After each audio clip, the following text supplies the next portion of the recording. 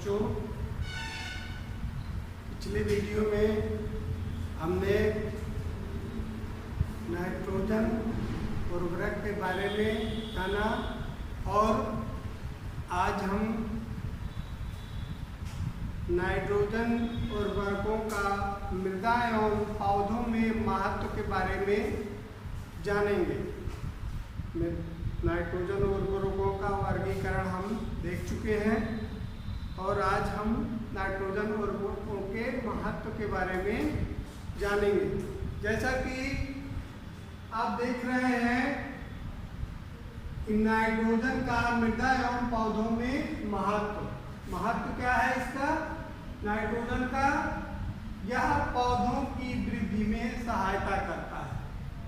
पौधों की वृद्धि में सहायता करता है।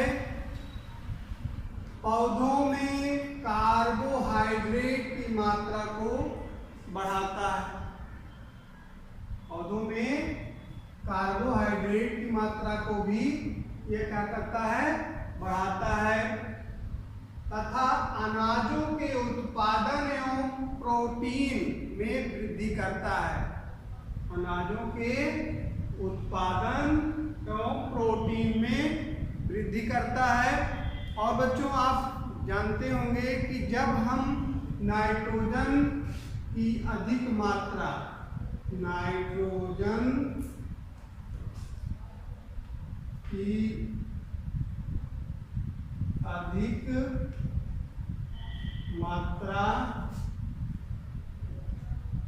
देते हैं तो पौधों की वृद्धि अधिक हो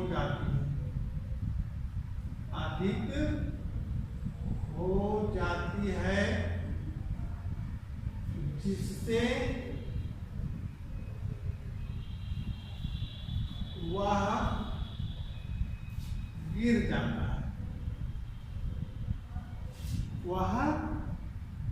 पौधों की वृद्धि जब ज्यादा हो जाएगी तो वह हवा के झोंकों से गिर जाता है और जब कम हो जाता है, जब इसकी नाइट्रोजन की कमी होती है तो इसकी वृद्धि रुक जाती है। कमी होने पर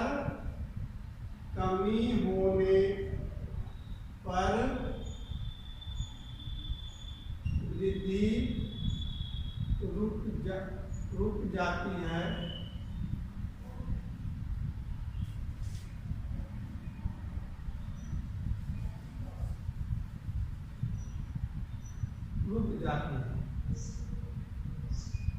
तो कहने का मतलब कि जब हम ज्यादा दे देंगे नाइट्रोजन तो वृद्धि अधिक हो जाएगी और पौधा हमारा गिर जाएगा। और अगर कमी रह जाती है तो उसकी वृद्धि रुक जाती है। इसलिए इसकी मात्रा संतुलित होनी चाहिए।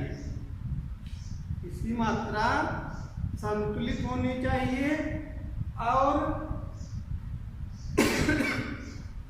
वृद्धि होने के बाद जब हमारा पौधा गिर जाएगा तो उससे फलियां या बालियां भी कम बनेंगे और उत्पादन बहुत कम होगा। फलियां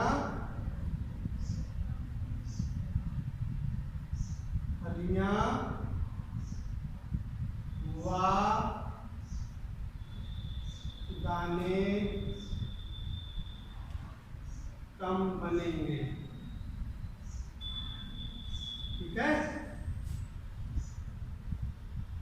और उत्पादन कम हो जाएगा। जब फलियां नहीं बनेंगी, दाने नहीं बनेंगे तो सीधी सी बात है कि उत्पादन हमारा कम हो जाएगा।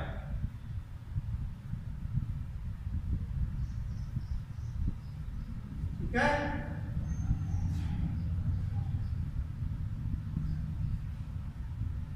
और एक पहचान ये भी है कि जब नाइट्रोजन की कमी होती है हमारे फसलों में तो उसकी पत्तियां पीली पड़ जाती हैं। हम देख करके ही पहचान जाएंगे कि हमारी फसल में नाइट्रोजन की कमी हो रही है।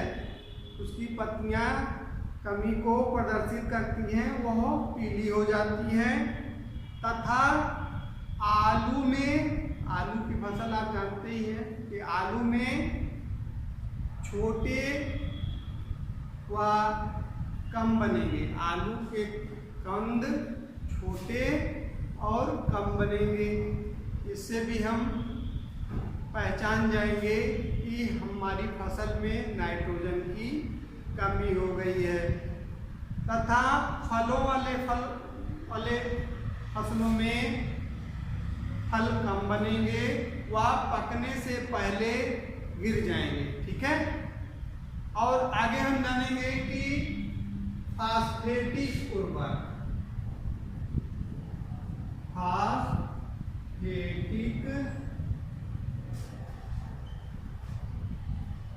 उर्वरक, नाइट्रोजन उर्वरक के बारे में हमने जाना। अब हम जानेंगे कि फास्फेटिक उर्वरक क्या है, इसका क्या महत्व है। बच्चों, हम जानते हैं कि फास्फोरस प्रत्येक पेड़ पौधों एवं वनस्पतियों का अति आवश्यक भाग है। जिस तरह से नाइट्रोजन की आवश्यकता हमारे फसलों के लिए आवश्यक है, उसी तरह से फास्फेटिक उर्वरक फास्फोरस का भी हमारे फसलों के लिए उपयोग है, महत्व है। ठीक है। वे सभी अकार्बनिक पदार्थ, वे सभी अकार्बनिक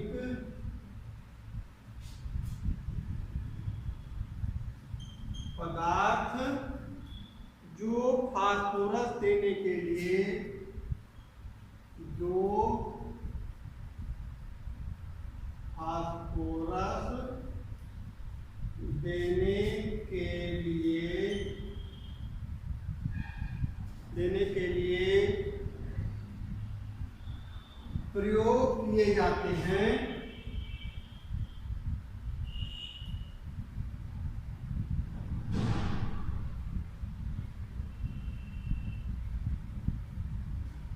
फास्फेटिक उर्वरक कहलाते हैं। फास्फेटिक उर्वरक कहलाते हैं।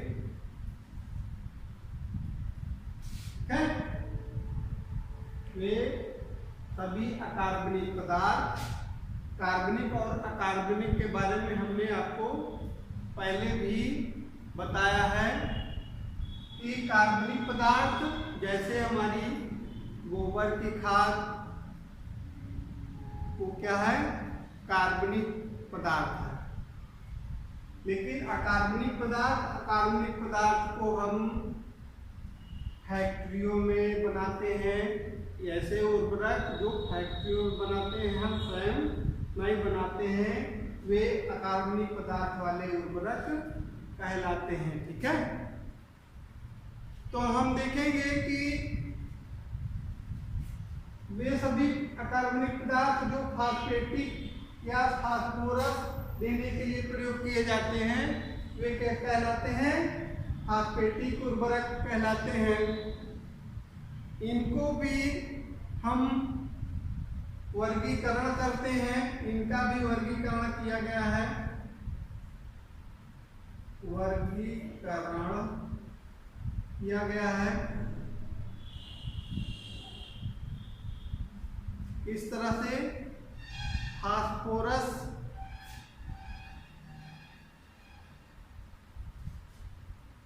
इसमें पाए जाते हैं, तो इनका वर्गीकरण हम किस आधार पे करते हैं। इनका वर्गीकरण हम देखते हैं कि इनका वर्गीकरण हम 3 प्रकार से करते हैं। 3 प्रकार से करते हैं। पहला है जल में घुलनशील, जल में घुलनशील वे उर्वरक जो जल में घुल जाएं, जल में घुल जाएं उनको हम कहते हैं कि जल में घुलनशील उर्वरक। ठीक है, उनको हम जल में घुलनशील फास्फेटिक उर्वरक के बारे में हम बात कर रहे हैं। तो जल में घुलनशील फास्फेटिक उर्वरक। ठीक है, इसमें हम देखेंगे कि इसमें जल में जब जल्दी घुल जाता है तो इसको क्या करते हैं, पौधे जल्दी ले लेते हैं, शीघ्र ग्रहण कर लेते हैं।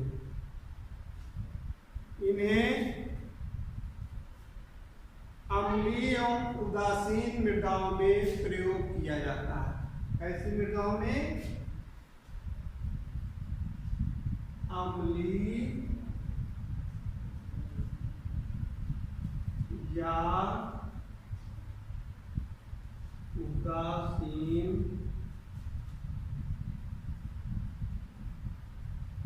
मृदाओं में प्रयोग।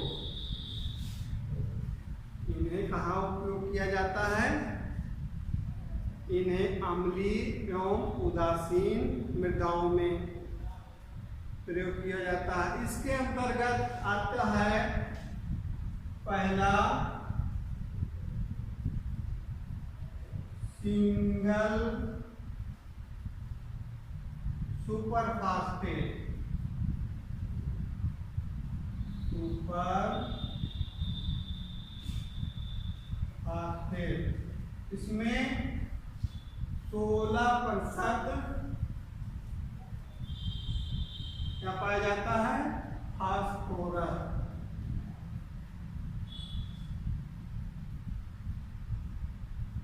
16% फास्फोरस पाया जाता है।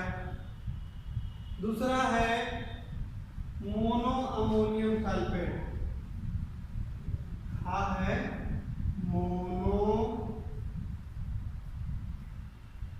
अमोनियम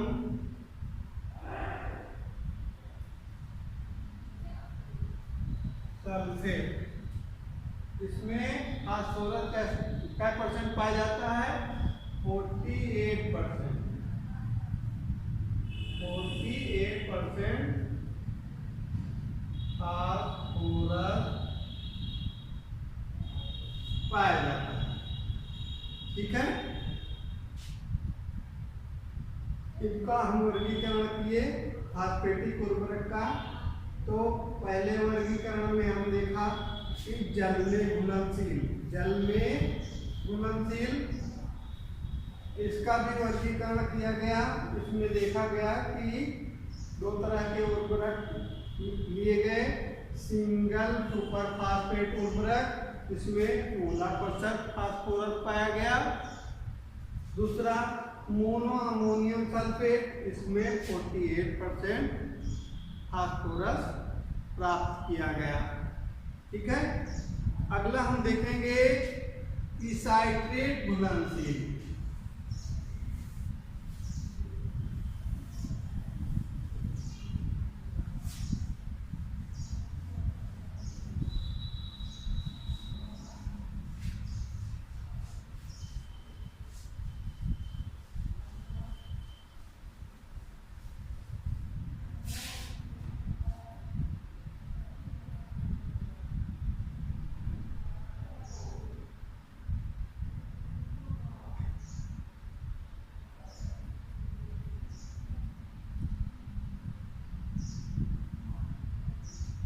साइट्रेट घुलनशील। बच्चों, जो उर्वरक साइट्रिक अम्ल में घुलनशील होते हैं उनको साइट्रेट घुलनशील उर्वरक कहते हैं। साइट्रेट मतलब नींबू के अम्ल, नींबू में पाया जाने वाला अम्ल साइट्रेट अम्ल होता है, इसलिए इसको साइट्रेट अम्ल कहते हैं।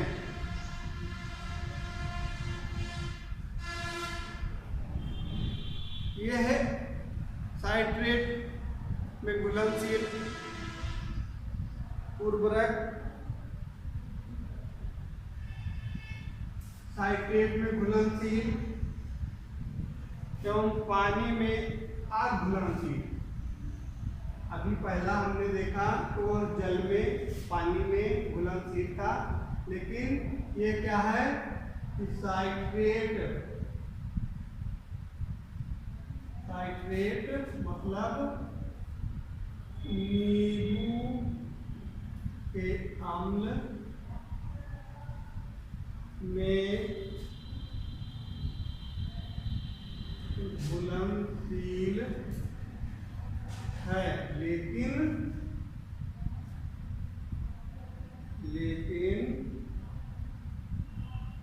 जल में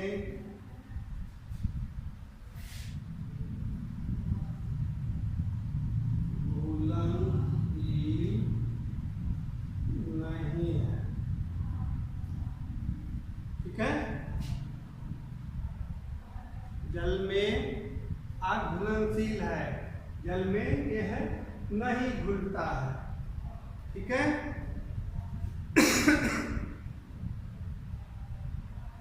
इसलिए इनको साइट्रेट में घुलनशील अम्ल या साइट्रेट में घुलनशील फॉस्फेटिक उर्वरक कहते हैं। इस वर्ग के उर्वरकों का प्रयोग अम्लीय मृदाओं में लाभकारी होता है। इस प्रकार के उर्वरकों का प्रयोग अम्लीय मृदाओं में लाभकारी होता है। इसमें हम देखेंगे का वर्ग, इसका भी हम देखेंगे कि डाई कैल्शियम फास्फेट, डाई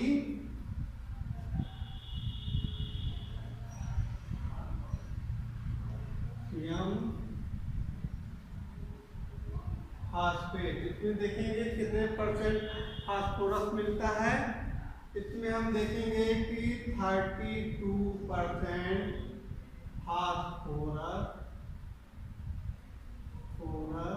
मिलता है। खा वर्ग है, इसमें हम देखेंगे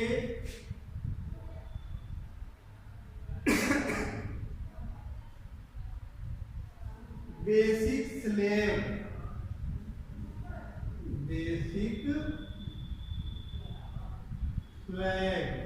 इसमें कितने परसेंट पाया जाता है फास्फोरस। इसमें देखेंगे कि 15 से 25% फास्फोरस मिलता है। ठीक है, तीसरा है अघुलनशील।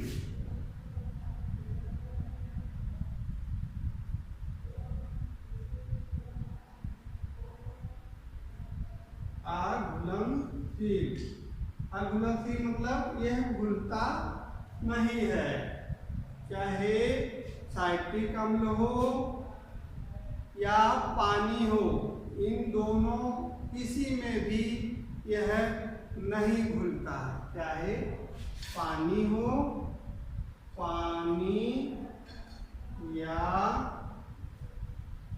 साइट्रिक अम्ल,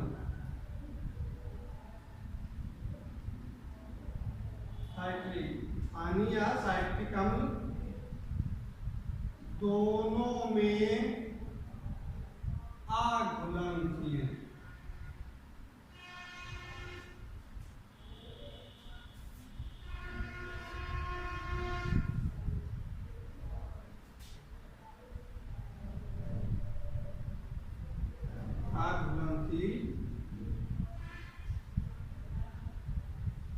होता है। इन्हें अघुलनशील फास्फेटिक उर्वरक कहते हैं।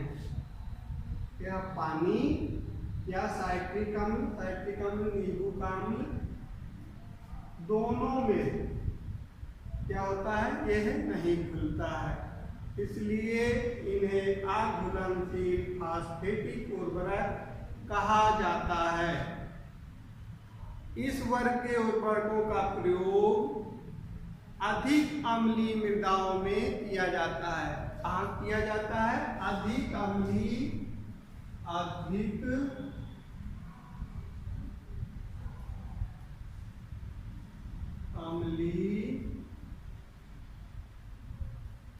मृदाओं में किया जाता है।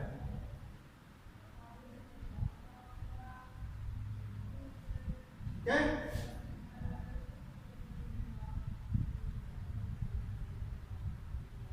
कहाँ किया जाता है? जो मृदा अधिक अम्लीय हो उनमें हम अघुलनशील उर्वरकों का प्रयोग करते हैं। इसके अंतर्गत आता है पहला रॉक फास्फेट, नाम सुना होगा आपने,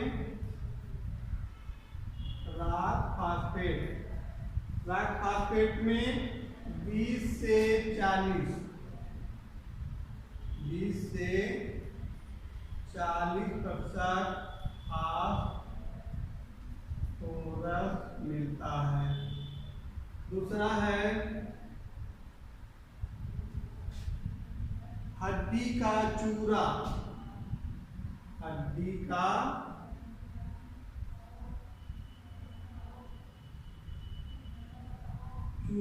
इसमें देखेंगे कितना परसेंट होता है, 20 से 25%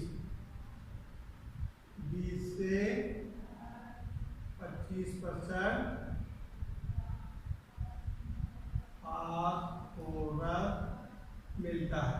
ठीक है, तो बच्चों आज हमने देखा कि नाइट्रोजन का मृदा एवं पौधों में क्या महत्व है, इसके बारे में हमने आपको बताया। फास्फेटिक उर्वरक के बारे में बताया। फास्फेटिक उर्वरक को हम 3 भागों में बांटे, जल में घुलनशील, साइट्रेट में घुलनशील और तीसरा अघुलनशील। ठीक है, और इनके अंतर्गत कौन कौन से उर्वरक में कौन से कितने परसेंट फास्फोरस प्राप्त होते हैं, इनके बारे में हमने जाना। बाकी अब हम अगले वीडियो में देखेंगे कि फास्फोरस का मृदा एवं पौधों में क्या महत्व है। ठीक है, अगले वीडियो।